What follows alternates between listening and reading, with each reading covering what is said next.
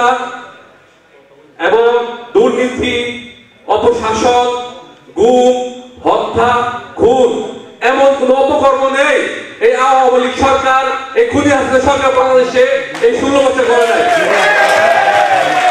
এই অপশাসন, এই দুর্নীতি, এই হত্যা, এই ফ্যাসিজমের যে সরকার, অবৈধ সরকার, ভোটবিহীন চোর, এই চোরেরা, দোসররা আজকে বাংলাদেশে তারা তাদের জান নিয়ে, জীবন নিয়ে, জীবন ভিক্ষা দিয়ে আজকে তারা তাদের জান বাঁচাতে পারছে না।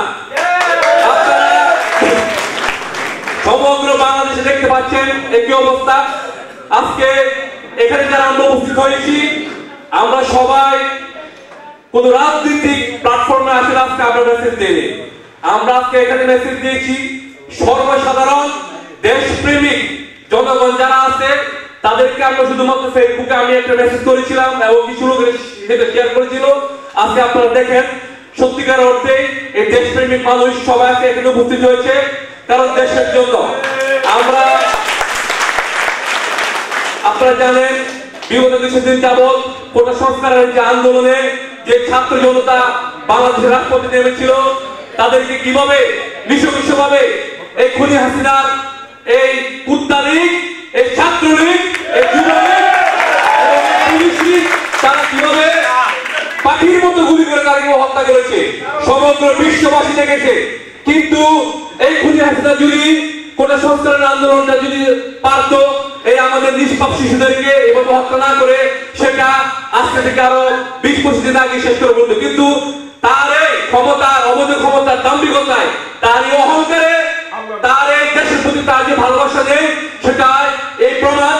সে তার খুনি বাহিনী দিয়ে এই ছাত্রদেরকে, সাধারণ জনতাকে সে হত্যা করেছে। সরকারি রিপোর্ট বলে 200 স্টুডেন্ট ছাত্র মারা গেছে, কিন্তু বেসরকারি ভাবে আমরা জানি যে কয়েক হাজার মানুষ বাংলাদেশে মৃত্যুবরণ হত্যা করা হয়েছে।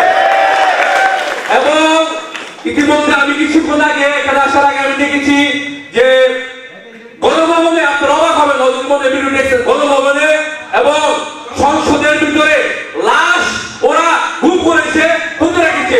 কতটুকু নির্মম নির্দয় হলে এই খুনি হাসিনার পক্ষে সম্ভব এই বাংলাদেশের এই সোনার ছেলেদেরকে এভাবে একটা জানাজাবিহীন এই অবৈধ সরকারের কুকীর্তি লুকানোর জন্য গণভবনে এবং সংসদ ভবনে মাটিতে পুঁতে রেখেছে। আপনারা এই ভিডিওগুলো দেখেন নাই, আমি কিছুক্ষণ আগে এই ভিডিওগুলো দেখে আসছি।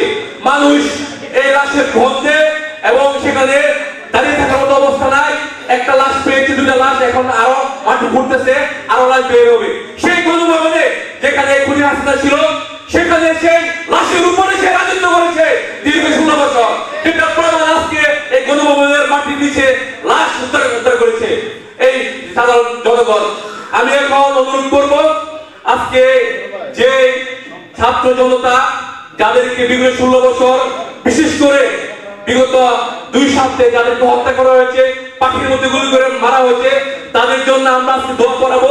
কিন্তু দোয়া করানোর আগে আমি সবাইকে অনুরোধ করব, সবাই এই যারা ছাত্ররা, জনতারা যাদেরকে হত্যা করা হয়েছে, শহীদরা, এই বাংলাদেশের বীরদের জন্য আমরা 1 মিনিট নীরবতা পালন করে দাঁড়িয়ে সবাইকে অনুরোধ করবো 1 মিনিট নীরবতা পালন করার জন্য দাঁড়িয়ে।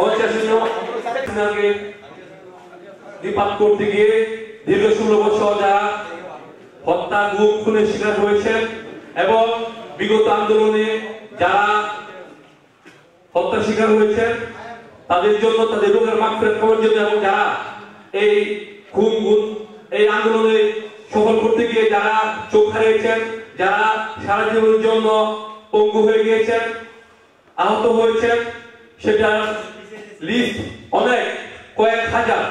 এটা আস্তে আস্তে এখন মিডিয়াতে আসতেছে। আমি সকলের জন্য যারা যারা যারা ইতিমধ্যে মারা গেছে তাদের রুহের মাগফিরাত কামনা এবং যারা অসুস্থ আছে তাদের সুস্থতা কামনার জন্য আমি আমাদের শ্রদ্ধেয় ইমাম সাহেবকে দোয়া করার জন্য অনুরোধ করছি। হাফিজ রহমান ভাইকে অনুরোধ করছি দোয়া করার জন্য।